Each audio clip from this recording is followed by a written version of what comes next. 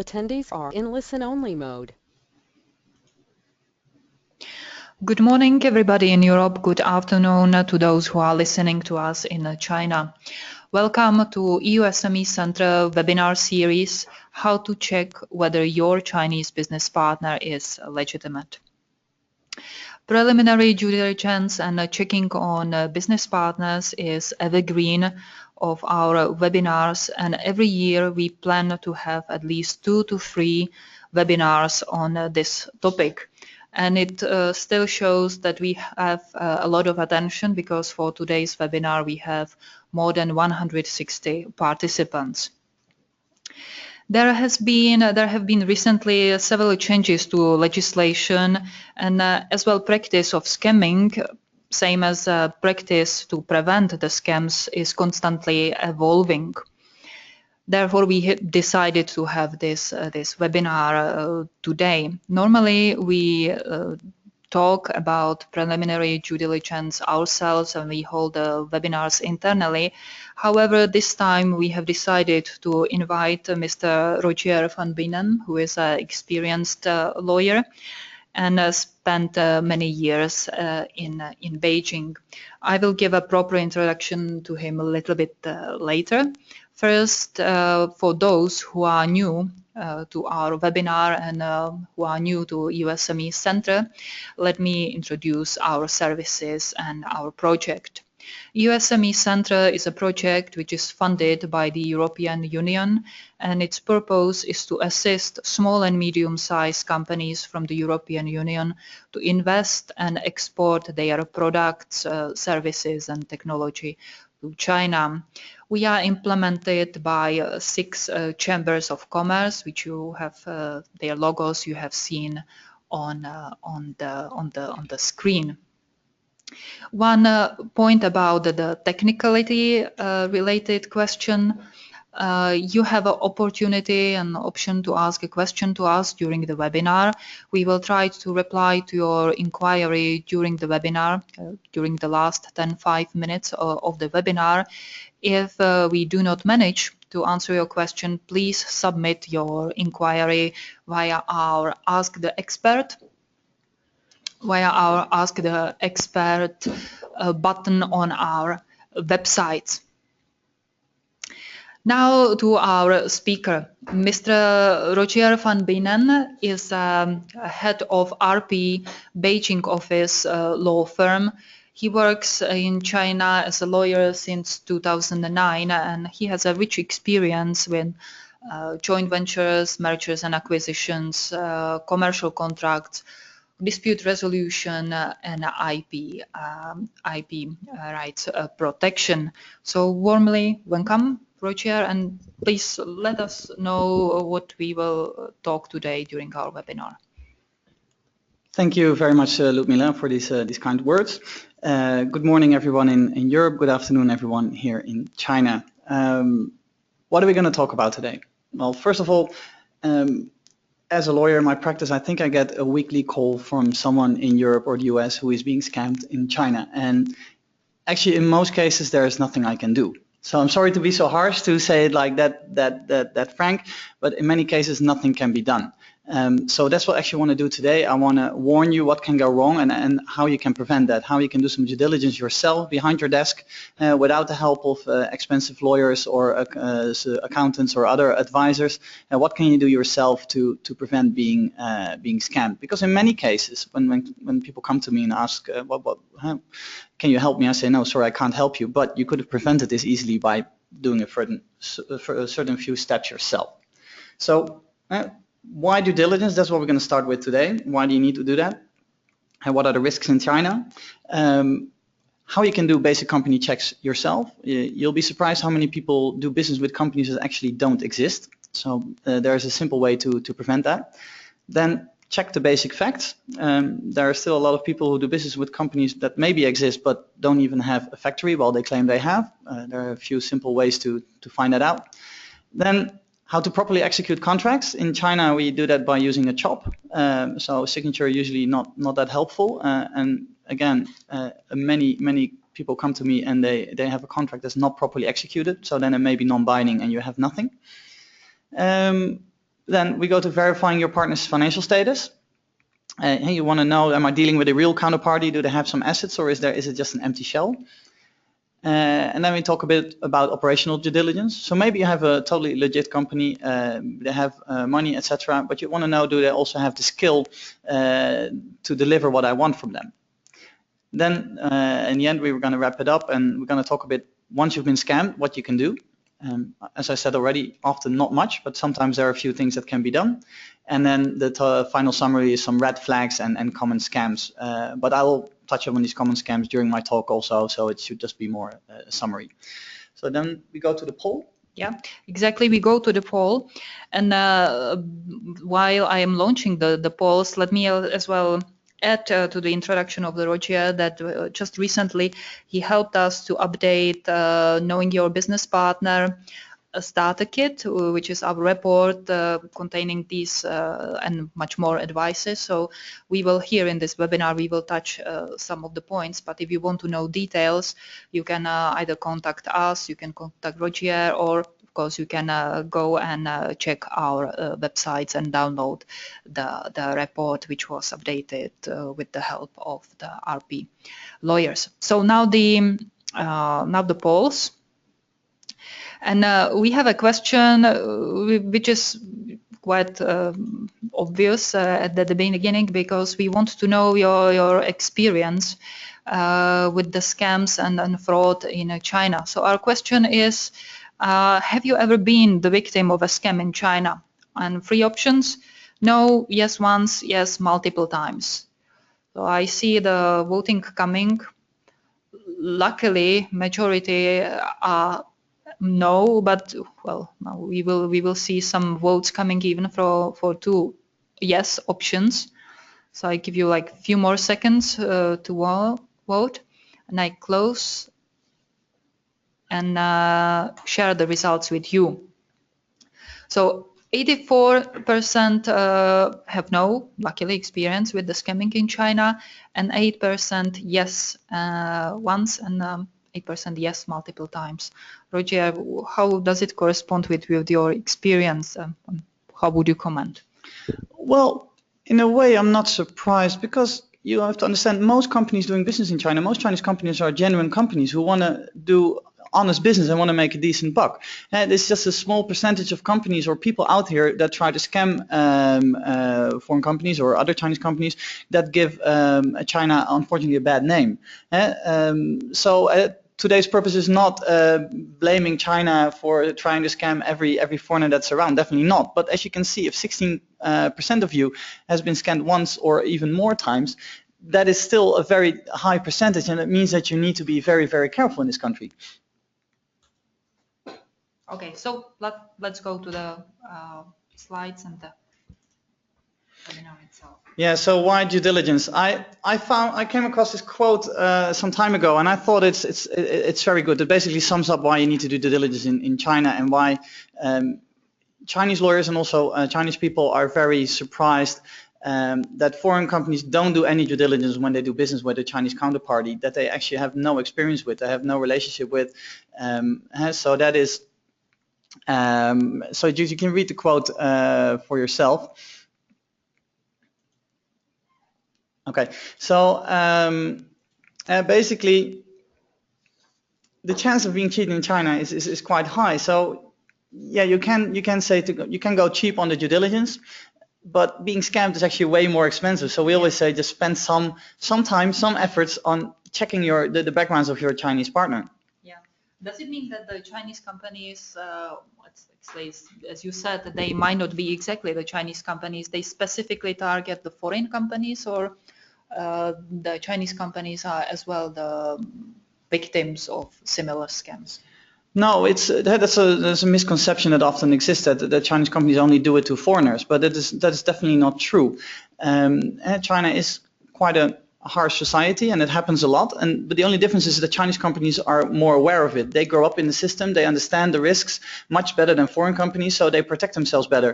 So in that sense, foreign companies are often an easy victim. So then, of course, there are Chinese scammers who target foreign companies because they're more gullible than Chinese companies would be. Yeah. Exactly, and the geographical distance and the language and culture differences adds to all of this. Yep. So if we do diligence, what are we looking for? I mean, if you look for something, you need to know what you're looking for. Well, first of all, we're looking for fake companies. This is really elementary, and this is a problem that happens still so many times, and which you can really solve in 5 minutes. I will later on become how you can do that actually yourself from your computer in Europe, how you can figure out whether a Chinese company actually exists, so you can avoid this. Then we got the paper tigers. They may actually have a company, so when you do a company check, you'll find that they exist. But if you look a bit deeper, when they claim they're the leader in their industry, they have all kind of factories, they have so many customers. All these things actually no one really checks, and they tend to be not true. So this happens a lot as well. You need to do a bit more due diligence to find this out, because at the first glance they will be okay. Then you got the shell companies. These actually don't necessarily need to be scammers. I've seen this also with legit companies. So you have a legit manufacturer who produces a real product and wants to sell that to you, but they don't really want to risk. So what they do is they set up a shell company next to it, just a simple trading company which has no assets whatsoever, and they let you enter into the contract with them. So basically they deliver, they do everything right, but when things go wrong, they just blow up the shell company and you have no recourse whatsoever. So this is also a bit more difficult to see, because when you go there, you will see a real factory. They're producing real products. You can call their customers. They will say, oh no, great experience. I've got many good products of them. But then in the end, when things go wrong, you won't have much of a chance of recovering any damages. Then the last one, opportunistic companies. This is the most difficult one, but one I see a lot in practice, and I think that is what goes wrong most. And this is not necessarily a scam. So you have a business partner who is really willing to live up to the contract. The problem is he just doesn't have the skills or the capabilities to do so. That's the name opportunistic companies. They basically say yes to everything. If you ask them, oh, can you deliver me this? They will just say yes, and they deal with it later how they can actually deliver that. And that happens a lot. I had a client who wanted to sell milk powder in China, and they go into business with a company that never even sold milk powder in China, not ever sold any food in China whatsoever, not any baby products. So later they found out this company had no skills whatsoever selling this product for them, and that's a big problem. Had they done, and it was a legit company who had assets, they were really willing to live up to the contract, but they just couldn't. And that is a problem. So that's also something we touch upon today. I think this one is one of the key slides of today. And if I really want to give you a message today, that is that you need to change your way of thinking when you do business in China. And it's unfortunate that it has to be like this, but there is just really no other way around it. And when I was a lawyer in Europe, I always thought when I got some documents, the documents have to be real unless someone proves to me that it is not real. Or if I get really some suspicions or doubts, then I start to change my view. In China, I really do it totally the other way around. What I do in China is I actually assume nothing is genuine, nothing is true unless I really get it proven otherwise from various different sources. Because what we see here, unfortunately, documents are fake. People pretend to be a company lawyer or a company accountant who are just paid some money to pretend they are. There are whole factories that are claimed that exist that don't exist. Machines that are maybe there but are not working. People you trust, even a long-term employee that you hire, done business with for 10 years, suddenly is in on a scheme with one of your competitors or one of your suppliers. So don't take anything at face value when you do business in China. And that is really a different way of thinking, which you really need to adapt if you want to avoid getting scammed here in this country. And so what you need to do is always check it from multiple angles, multiple independent sources to verify information, because someone can manipulate one thing, but it's quite hard to manipulate a lot of things. And they can maybe put a fake website with a fake address with some fake pictures of a factory on it, but hey, when you call the neighbors of the factory, they will confirm that there is no factory at all, it's just an office building. So there are a lot of ways you can do it, you just need to be creative. Yeah. You say to be prepared for everything. You are in China for quite a long time, since 2009, and you work as a lawyer. You have long experience with these type of things. Are you still surprised from time to time? Yes, unfortunately I am, Lumila. I got a call literally 2 weeks ago from a client, and they told me a story which I thought started out as the usual. Maybe you're not familiar with it, so I explain to you the usual scam. It goes as this. You have a regular communication with a regular supplier. You have no suspicions whatsoever. You do business as normal, and when there's a time to pay, they send you an invoice, which you expect because they're delivering goods. And they also send you a request to pay to another bank account. Even maybe sometimes with a company chop on it and everything confirmed.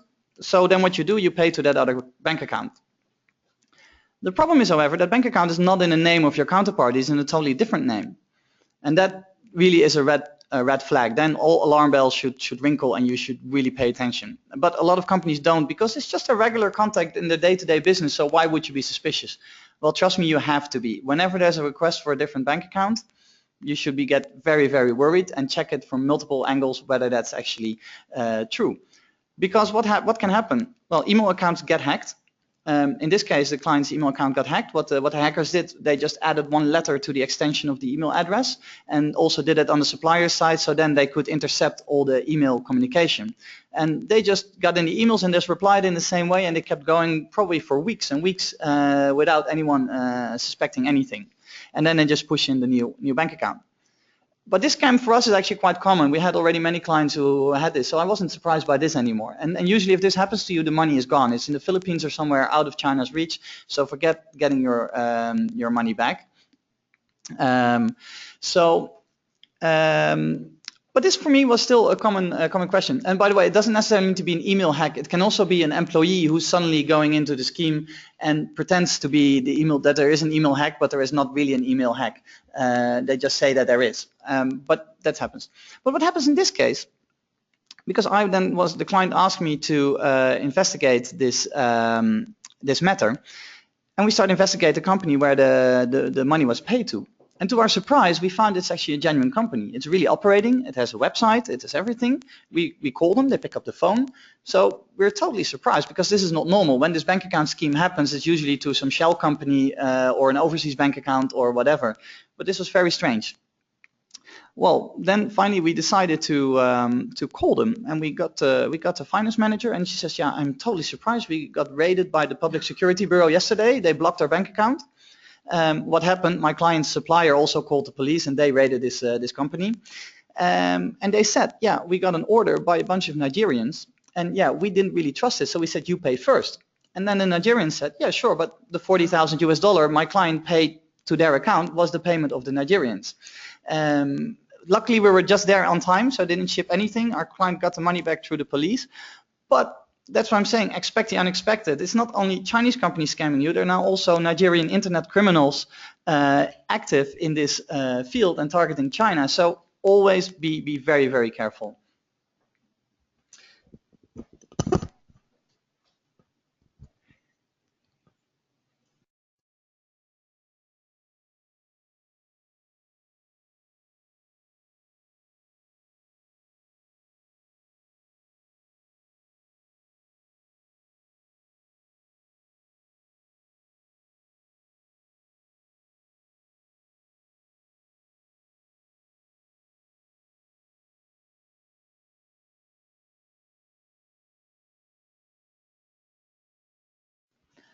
Hi, we are back. We had some small technical problem, but we are back to our presentation, and we can continue.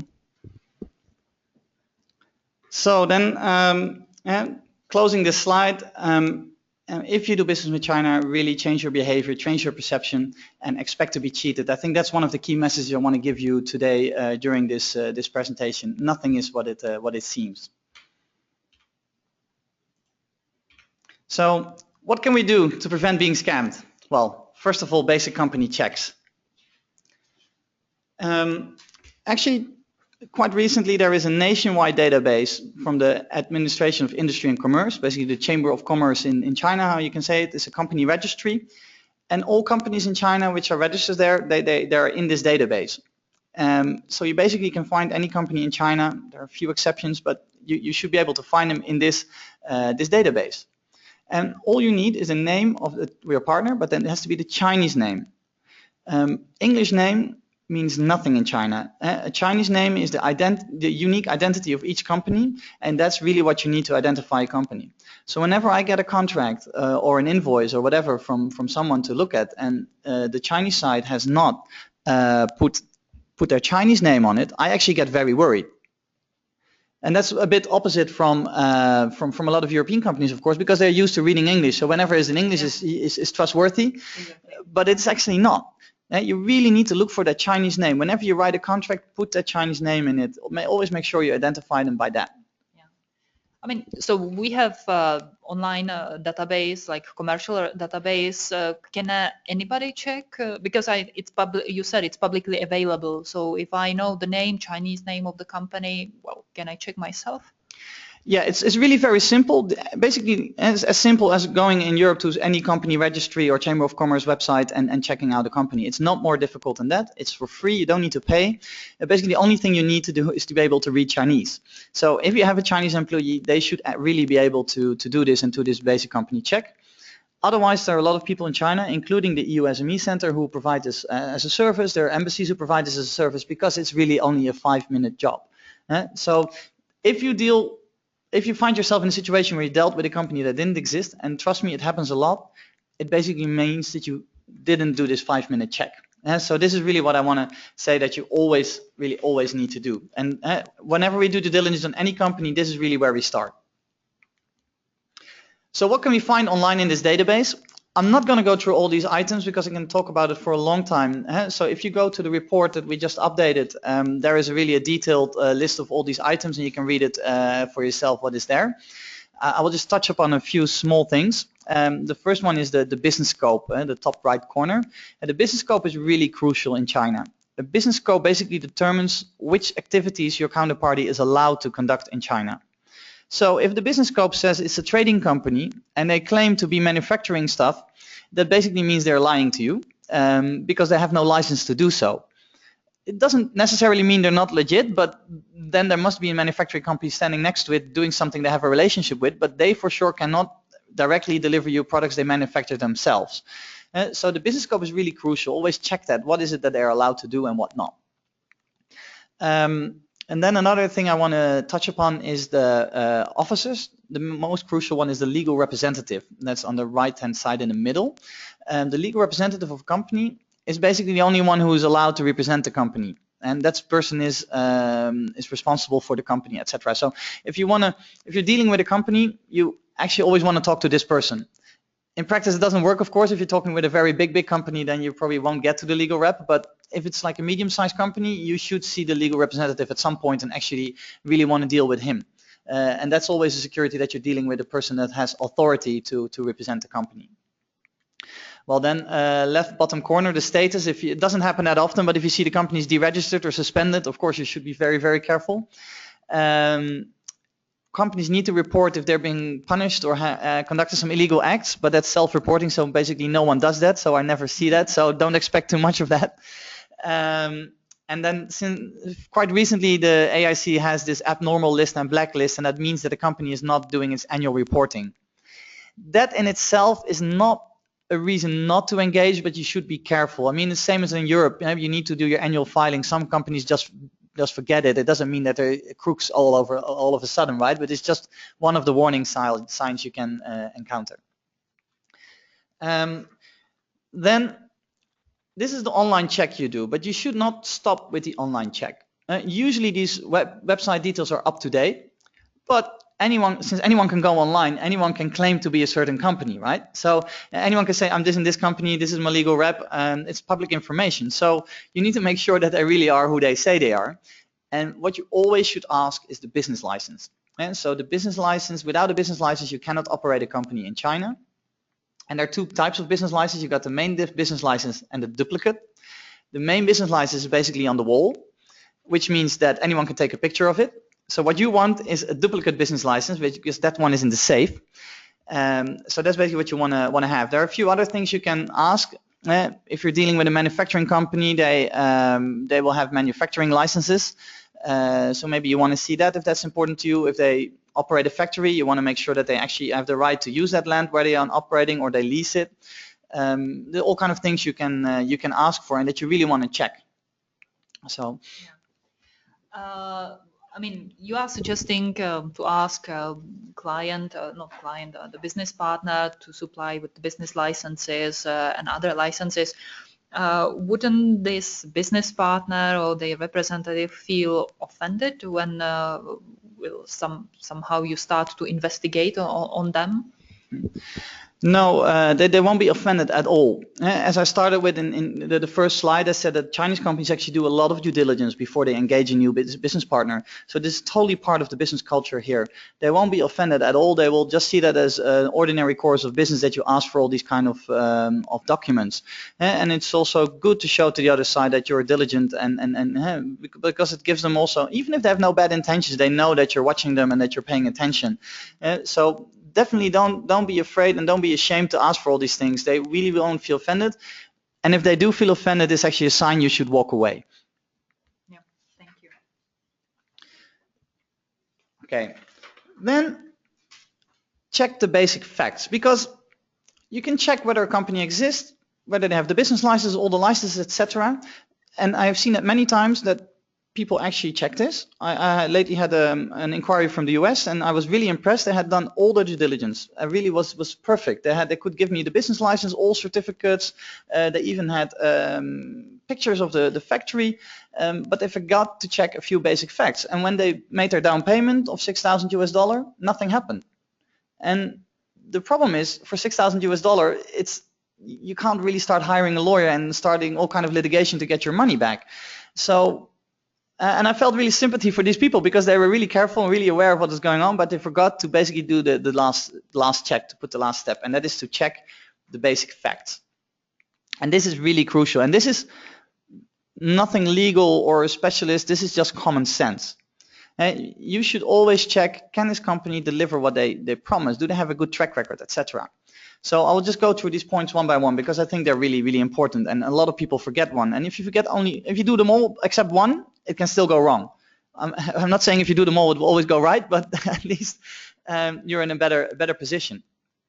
So you should always do a general online search, but also use Chinese search engines. So if you use Google from Europe, I mean, as you know, Google is blocked here in China, so you won't find a lot of information. You do need to do a Chinese language search, and then you may find all kind of negative news reports or other things, or you might not be able to find them at all, which is also a red flag. So really do it in Chinese. Just call the fixed phone line a few times, at different times. If no one picks up, then you know enough, right? Check if your contact is working there. Maybe he says he's working there, made himself a fake business card, but nobody ever heard of him. It's just a matter of one phone call, and really don't feel ashamed. Just do it. It's very normal. And this is actually the most important one, which a lot of people forget, and is ask for references. Ask for their track record. Just ask if they have a few other happy foreign clients, and just call them. And why do I say foreign? Because it's much harder for them to manipulate foreign clients, right? So they can always put some regular Chinese person next to them and who claims that he's a happy customer. But if you get a website of a foreign company that you trust, and you can immediately, if it's a foreign company, you can immediately relate to it yourself, and you can immediately see if this is a real company, yes or no. And they give you a reference there. You call this person, and he's very happy with the service of your Chinese business partner. That's a good sign that is actually legit. And I was just talking about this company in the US who had done all this due diligence. This is actually the step they forgot. They forgot to ask whether this company has happy clients. If he had called around, probably this company would never give him any references. Then you know enough, and it's really not a strange question. To be honest, I as a lawyer get the question all the time by my clients. Roger, do you have any references? And I don't feel offended at all. I feel actually happy, because it's free marketing. You can let someone else talk on your behalf, and that is also the case for Chinese companies who are legit and really want to do proper business. Well, check the address. That's also something that goes wrong all the time. On the website it says they have this fantastic production facilities or whatever, and once we start calling, we immediately find out it's actually an office or a residential area. Just call the neighbors, and they will tell you. It's really no problem. They say, oh no, here next door that is an office building. Then you know enough. It's just one phone call, and it can save you so much trouble. The AIC files, so I was just saying that you can check them online, and usually they're up to date, but anyone can, of course, see that information. So what you want to do is often you want to go there yourself to the AIC and get the physical copies of it to make sure that everything is up to date, that everything is real. But often you need a lawyer or an agent to get to that information, so they won't let you go there by yourself. And by the way, if you're sitting in Europe, that is not an option anyway, so you might want to go through someone. Well, the next one we touched upon already, I can't state that enough, is the bank account in the name of your partner. As a matter of principle, just do not pay to an account that is not in their name. Even if it's legit, just imagine that afterwards a genuine business dispute occurs, and what the other side will say, well, they never paid me. And then you need to prove that you actually pay them, but you pay to another account. So really, maybe only in very exceptional circumstances where they confirmed in 10 different ways that you should pay to another account, you can do it, but I would honestly not do it. Just only pay to an account in their name. And if any account needs to change, just always ask that on paper with an official company CHOP and confirm it also over the phone with the company. This is really the key scam in China with bank accounts. So I just cannot reiterate it enough. Just be so careful with this because it costs you a lot of money and there's just very little that can be done. And then the final one, what goes into the container? I mean, this is also with this US company. Some other thing he could have done is get an inspection company to check if the materials are actually loaded in the container. When they're loaded in the container and safe in a warehouse, then you pay. That is another way to protect you. I mean, we're getting now a little bit to contract design. That's a bit of a different topic, but I just want to mention this one as well. You can check what goes into the container. You can either go there yourself or you can hire someone to check it for you. And it's so much cheaper than when you find out, which I had really 2 days ago, a client opens a container and it's full of stones instead of valuable material. This could be easily prevented, and there's $140,000 US down the drain. So, and this is really the key. Also, a key slide is always check the basic facts, and there's nothing legal or technical about it. It's just common sense. Just think, okay, if I'm the other side and they want to cheat me, how would they do it? And then you systematically rule all these scenarios out. That's basically what you're doing here. Okay, do I need help? It depends a bit. It's always a cost-benefit analysis. If it's just a cheap order, you can of course not spend a lot of money on lawyers and accountants and investigation companies. It just doesn't work. And so that basically means that you need to do more yourself and that you need to follow all the steps I discussed with you before. You need to take those steps very carefully yourself, and then you can already prevent a lot of damage. But sometimes you do need help, and help doesn't need to be expensive. I mean, talk to people in your same industry that are in China. I mean, they might not go do specific due diligence for you, but they can always give you advice. They can help you, and usually the good thing is they do it for free, and they have a lot of experience. And everybody here, I mean, I can say that from all the foreigners in China, everybody's happy to help each other and warn each other for things that can go wrong. So really talk to other people, and it's free. Quality checks, container loading supervision, it's not expensive, and it's usually just worth it. Then there are also a lot of market entry consultants who, for not too much money, can provide services as well. Of course, it gets a bit more expensive if you go to the lawyers, the accountants, and the investigation companies. And so usually that's only an option if you're going into more expensive contracts or more long-term contracts, where you say, okay, now I really need to be 100% sure, and then it's of course worth the money to engage these kind of people. And I can get just one more add. There is always EU SME Center here to help you. Sorry about that, Lumina. I should have added that to the slide. As a general rule, I won't spend too much time on this. Outside help is always cheaper before things go wrong than afterwards. I mean, when I need to fix things when they've gone wrong, it's so much more expensive because I need to start lawsuits, I need to talk to the Public Security Bureau, I need to do all kinds of things that are outside of my control and that are a lot of work, and then it gets a lot of expense. You have a lot of expenses. Well, if you just do diligence beforehand, it's way cheaper and way easier.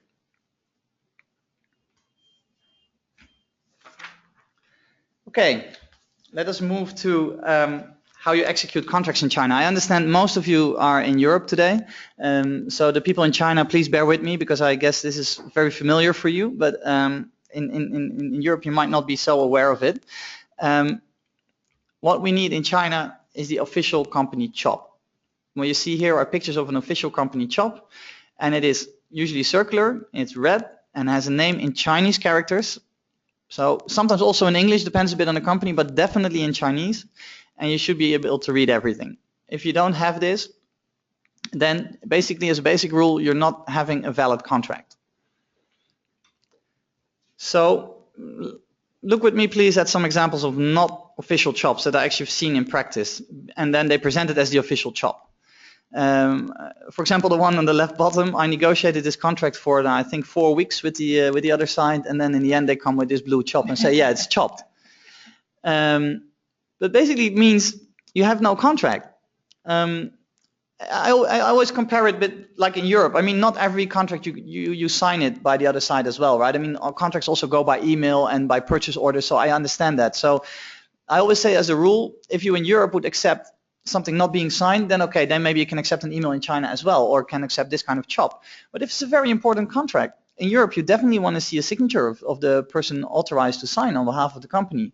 So if that's the case, you in China definitely want to see this chop and not one of these 4 chops. Yeah, exactly, because some of those chops which you see on these slides, like the first one and the last one, they have a form of a chop which is used in Hong Kong, which is a different jurisdiction than the China.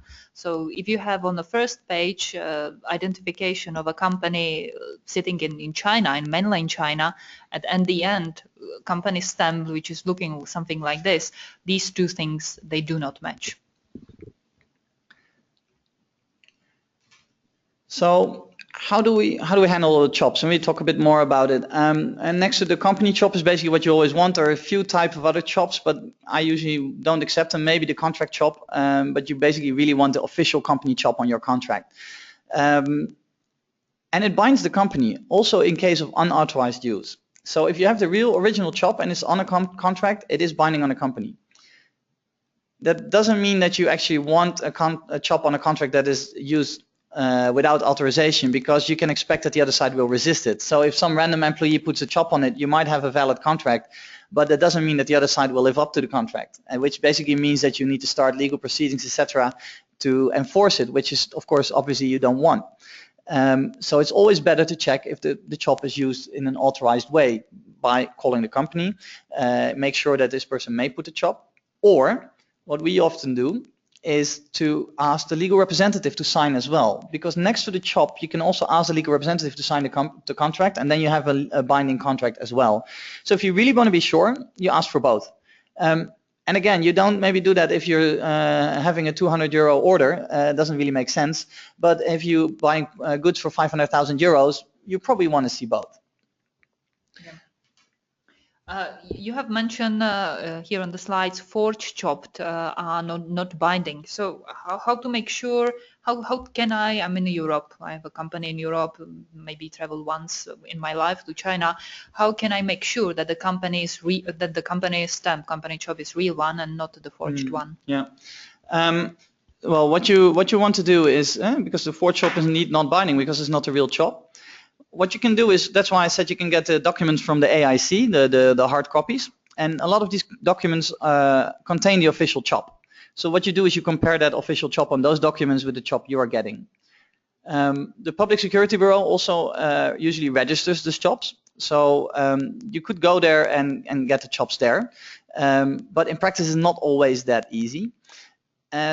But more in general, if someone is forging a chop, it means that more things are fake on this company, right? You're probably dealing with someone who's really not authorized to represent the company at all, who might not even work there at all.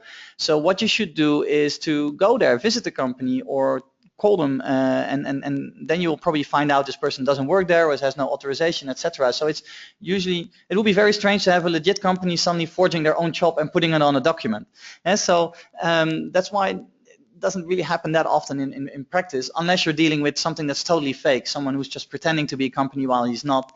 But if you do proper due diligence, you will find that out way before you find out that the chop is fake. Let's move to, because once you've done all this, and so now you've verified there is a company, they have all the licenses, you've done all the practical steps.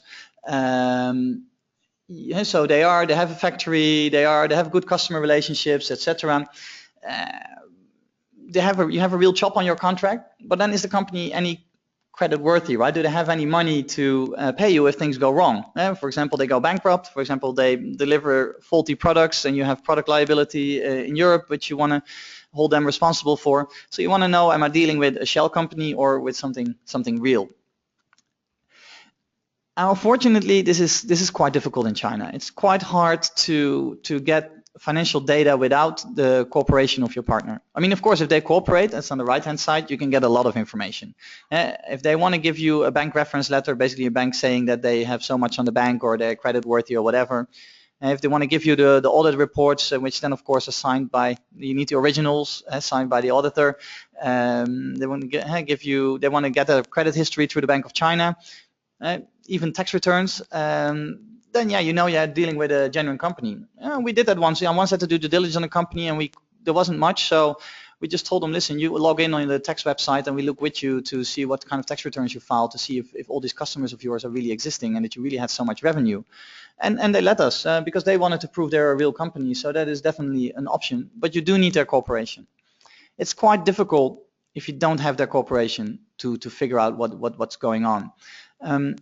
First thing you look at is the registered capital of a company, and that's basically how much money the shareholders are liable for towards the company.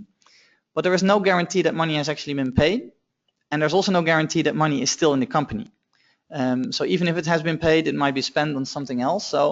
But it gives you an indication, right? If you're dealing with a company that has a very, very high registered capital versus a company that has 10,000 RMB of registered capital, that the former usually gives, of course, more comfort. So it gives you a hint, but it's not waterproof.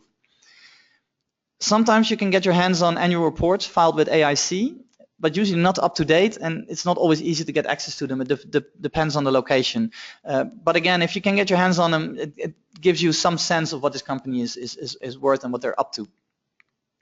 Then there is a Supreme Court database which says which companies don't comply with court orders, but that database is by no means complete, and it's just one fraction of the information you need. And of course there are investigation companies, but yeah, not all they do is always as much legal. Sometimes it's a gray area, so it's a bit difficult situation. But they are sometimes by very creative means also within the law able to get you good results. But it's definitely not easy. We get this question a lot, and there's not always a solution. Yeah, and here is the time to give a little bit of break to Roger's voice, and we will launch our second poll, which is a question again about your experience. And the question is, did you ever have a bad experience with a Chinese business partner, but other than a scam? And first option is no, yes, poor quality, deadlines exceeded, or not capable of selling my products, started competing behind my back, or the other. So give us your, share with us your experience.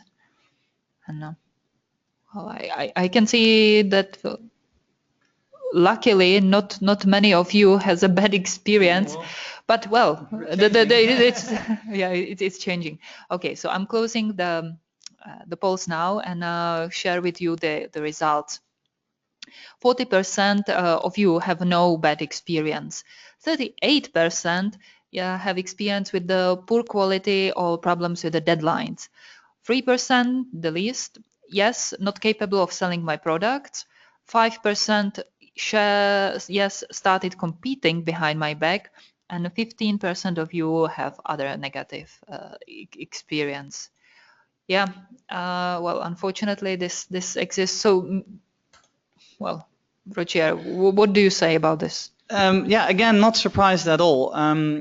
It also shows that this is actually much more of a common problem that everyone faces. If 60% of you has already a bad experience, that says something, right? So, and the problem with this is often it's not a scam. It's just a genuine company on the other side trying to fulfill your needs, but they're just not capable of. They have different priorities or whatever, right? There can be a lot of things going on.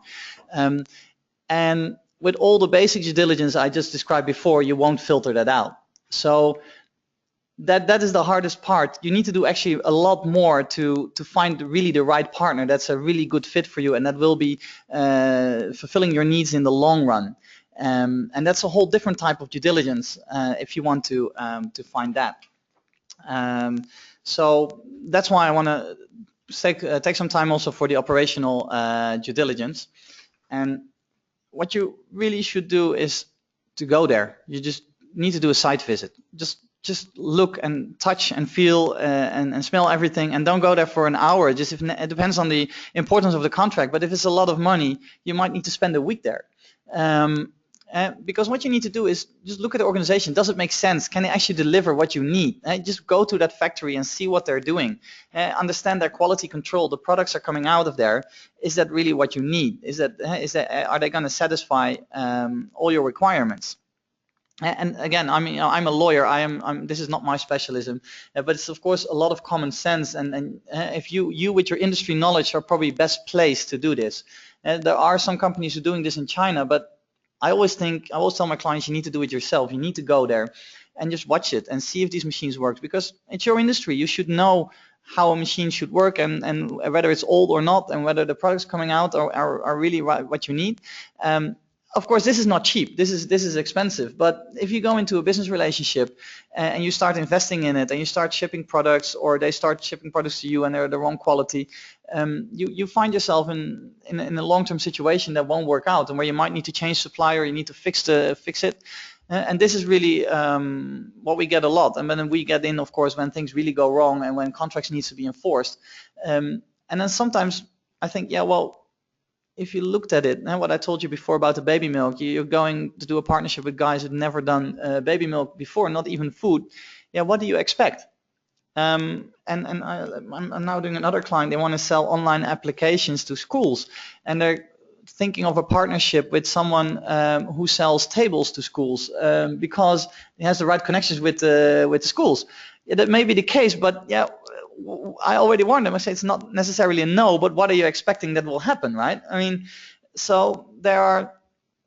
So a lot of people are also going into a bit naive and think, oh, it will go wrong. And that's what I said about the opportunistic companies. I've never met a Chinese company who said, no, I cannot do it. They will always say yes and then figure out how to deal with it later. So that's why you really need to spend time with it if you want to avoid to get disappointed with the operations. Except from the site visits, just talk to stakeholders, talk to people. Talk to their customers. What I said before, just call some customers and see what's going on. Talk to their suppliers, employees, competitors. Of course, what competitors say, not always believe it, but if you ask everyone to name their biggest competitors and your partner is never in the list, then well, hey, maybe they're not that great. Talk maybe to the government. Local government is willing to share some insights, trade associations, call their neighbors, maybe some media reports, some journalists. You name it. You think there's no right and wrong here. It's just, it depends on the specific situation as well. But you really need to spend time and make sure that the partner you're going in bed with is actually a good fit. They can really deliver what you need. Because I see that in practice go wrong a lot.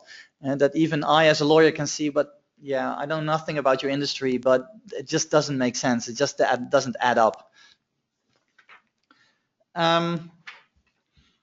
Yeah, let's move on. Yeah, you've been scammed. Now what? As I've said already many times, expect that no one can help you. And it's not that we don't want to help you. We all want to help you, but it's just that there is not much that can be done.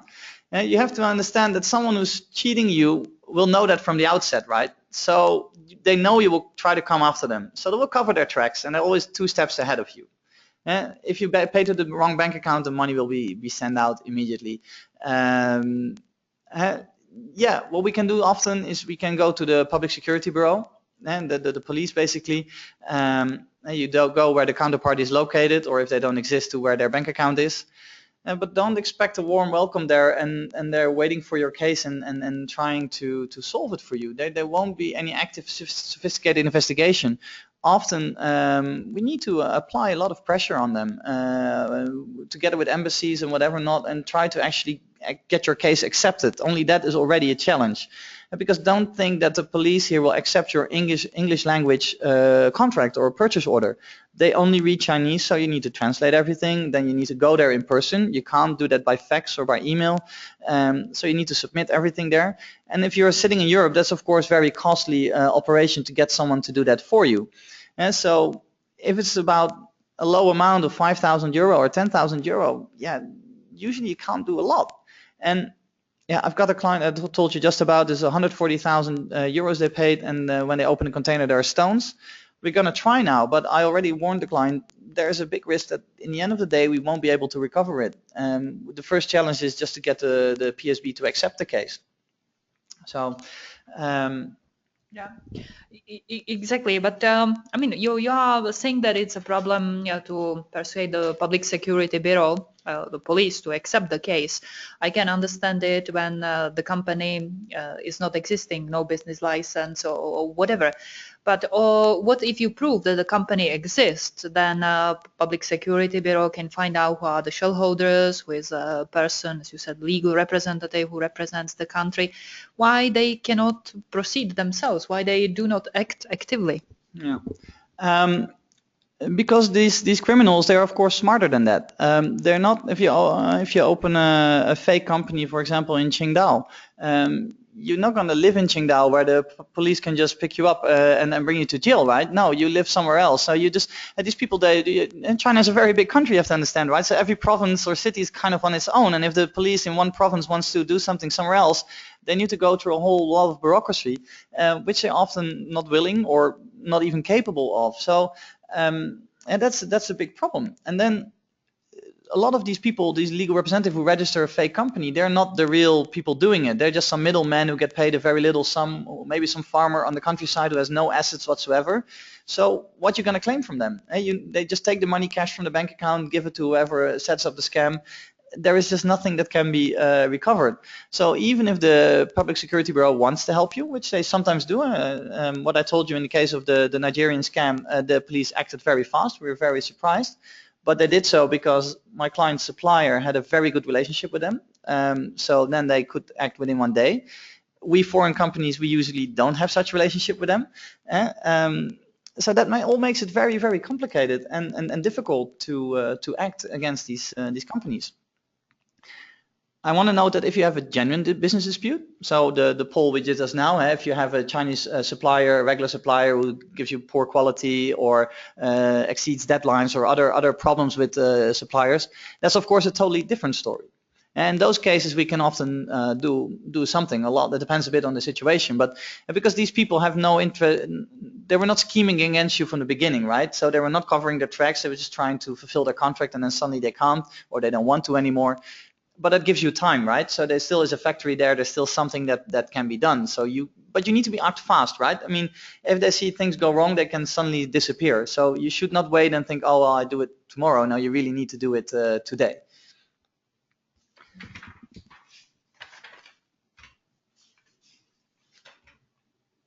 Okay.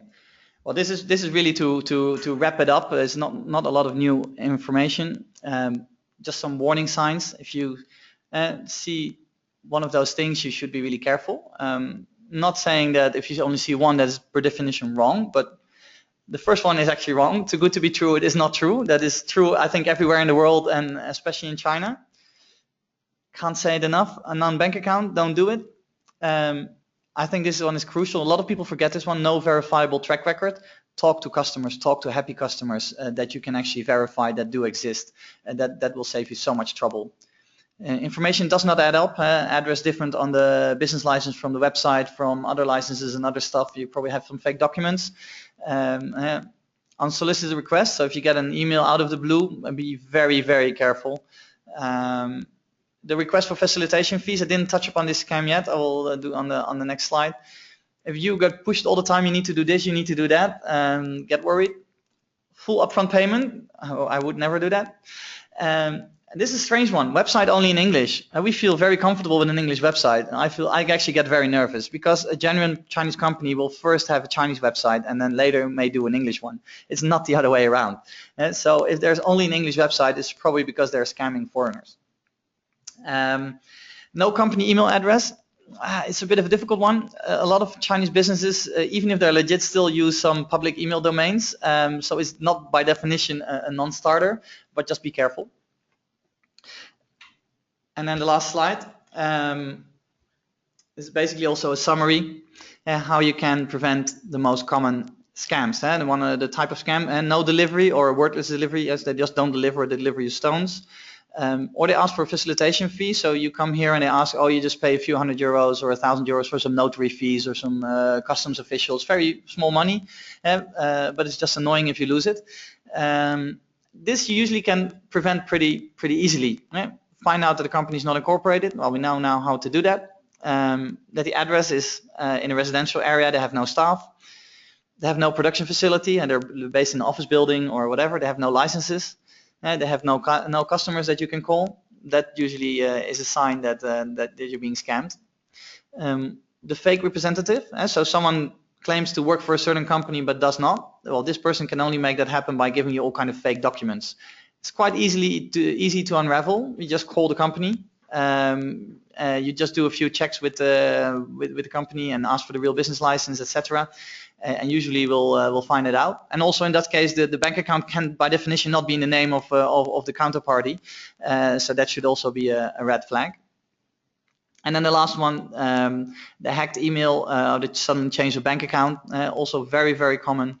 And it's a bit more difficult to unravel because it might be with one of your regular suppliers that your email account gets hacked. It can be or an employee of your supplier that suddenly gives you his own bank account. So that's why it's a bit difficult. The only way you can see it is that the bank account is not in the name of your counterparty. And it's also a bit more difficult because you need to do an ongoing due diligence. All the other things you can basically pick up on when you start a relationship, and this one you have to be all the time. You have to be alert to filter this out. As soon as you let your guard down, these kind of things happen. So that's why it actually that frequent. Thank you very much, Roger. It was perfect, and I'm really happy to see that we are sharing. Well, I'm not happy to see it because this experience it's not very positive, but it shows that experience with the scams and with the frauds is very known in China. There was quite a lot of information in this presentation. And there is a lot of more in our publication, which was just recently updated and uploaded to our websites, eusmecenter.org.cn, and is free of charge downloadable. So I really encourage you to download this update and become familiar with the guides and steps and advices which are suggested there. We have received quite a lot of questions from you. Some of them were already answered during the presentation, some of them not. So Roger is now going through them, and he will try to answer as many as possible. All right, I will go through them. First one, does a Hong Kong company have to have a similar job as a China company? The answer is no. Hong Kong is a totally different jurisdiction. In Hong Kong, what you want is the signature of the director. That's quite common, quite similar to Europe. In some cases in Hong Kong, you still have there's a lot of companies what they have the common seal, but it looks totally different from the red chop. Common seal is really something that you can feel in the paper. So that happens, but usually you only use that for certain special documents like a deed. So when you enter into a regular contract, what you really want is the signature of the director. Hong Kong also has a company registry that you can access online. You do need to pay for that one, but you can do it by normal credit card, and then you can find out who is the director, and then you can make sure that you're actually dealing with the person authorized to represent the company. In the email hack case, how to make sure that your business partner is not involved, or is conducted by a third party? And then the second question on this paper, is the money gone? If the money is gone, is there any way to get it back? It's a very good question because it's very difficult. And because if the email account is really hacked, then well, in a way it's fine. Well, it's not fine, but then it's a third party, right? And sometimes you can see that because in this case I had with my client, then they added one letter to the email extension. So then it's quite obvious that's a third party. But I've also seen cases where it's not that obvious and where they just say, oh, we got hacked. and that can easily be an employee involved. The problem is you cannot really prove it. And it's basically your problem because you paid to a account doesn't belong to the company. So the company, your business partner just says, yeah, I never received the money, which is true. You paid it somewhere else. So it's very hard to prove that they're in on the scheme. You could consider filing a lawsuit and saying, oh, okay, you sent me that email, I should have been able to rely on it and it's your responsibility. Sure, maybe you can convince the judge, but on the other side, the other party will say, yeah, listen, you suddenly paid to an account that's not in my name. What do you expect, right? And a judge will have to weigh those arguments, and I, to be honest, don't know what will happen. It can really go either way. So that's for that one. And so if the money is gone, is there any way to get it back? Well, if the money is in the Philippines, definitely no. If the money is still in China, well, the case we had where the PSB really raided the day after, yeah, then it can happen. But in many cases, it just takes forever before the police accepts the case, actually starts doing something. Well, by the time we're there, then there is no money to be found anymore. So it's, and often no, there's nothing that can be done. Can I find somewhere data about the company's annual sales? No, I wish it was that simple. That is something that we often want to know, of course.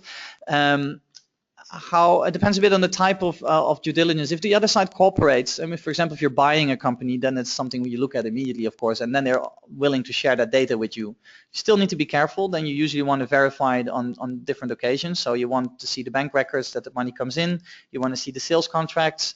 You want to see the tax returns. You want to look at their factory that they can actually produce such a volume. You wouldn't be surprised they fake all the papers and you go into the factory and you say, okay, well, it's physically impossible to make so many products. So the answer is no, you cannot verify it somewhere. You really need to do it yourself, which makes it quite costly to do so. And often you need the cooperation of the other side. Is it suspicious when a company's bank account is in a different province or city than its registered address of the company? Yes and no. There can be many reasons. If a company moved at some point in their career, maybe they just kept the old bank accounts. It doesn't necessarily is a bad thing, but it is again a red flag, something you want to investigate and you want to ask your company. You can just ask them, hey, why is this, and then ask what kind of and see what kind of response that solicits. If it's maybe it's satisfactory, maybe you want to look into it a bit deeper, but I wouldn't say by definition, oh, that's a no-go. But you really want to do is to make sure that the Chinese name of that bank account matches the Chinese name of your counterparty, so you know that the money actually goes to them. Is there a serial number to the chop to check the validity? No. Yeah, I can answer this now, because the faking of the jobs and so on. So some public security bureaus, they are introducing the new innovations, and some of them, and I would say that right now the most of them, they introduce, I think it's a 13 digits code to the company jobs. So some of them might have this this code which you can verify in some cases with relevant public security bureau, but it's not a rule. It's not for all. Yeah. Is there anything specific we should take into account when we are selling to China? Yeah, because I understand the question, because I've been talking a lot about buying from China, and that's where also the most questions seem to come from. But nowadays, more and more people are selling actually to China, and what you then see is that you should do a lot of due diligence on your distributor. So who is actually selling your products, and is he capable of doing it? A common mistake I often see is people giving exclusivity for China on day one for the coming 10 years to a company that actually has no track record whatsoever. So never do that. This maybe make exclusivity connected to performance. I mean, if they don't perform, the exclusivity is gone, or exclusivity maybe for one province for 3 years, and then tell them, listen, you prove it first and then we can move on. See, these are quite common mistakes that I see when selling into China. Yeah, and getting paid, of course, right? It depends a bit if your distributor, ideally you get paid up front, or at least when you deliver the goods. That is quite important. And a lot of what I told also applies when you sell to China. You still want to make sure the people you're dealing with are actually legit and not just there to make a quick buck and steal your money. But I hear it less often when selling into China. Yeah. How can I check a company from Alibaba? The same way, basically. You want to have their Chinese name. That's where it all starts. If you don't have their Chinese name, there's not much you can do. And also, I'm not sure. I've never bought something on Alibaba, but I guess you can communicate with that company online and ask them questions. It's not impolite to just ask them for their business license, and if they can show you where they're located, etc. Especially if it's a more valuable order. Hey, they are the ones who want to sell to you, right? So they have all incentive to satisfy your request. And if they really can't, well, you maybe get suspicious. Thank you very much, Roger. I think we could spend another 2, 3, 4 hours speaking about preliminary due diligence scams and frauds. We are already over time, but I think some of the messages which probably both of us we would like you to take out from this webinar is that there are measures, there are tools to prevent being scammed, and as well another important message is that. And it corresponds probably to the initial polls, like 84% of you don't have a bad experience with the Chinese companies, 16% they have some negative experience, which says that majority of the companies, Chinese companies, are willing to develop sustainable business. Unfortunately, there are those which are not, and well, for these you should be careful.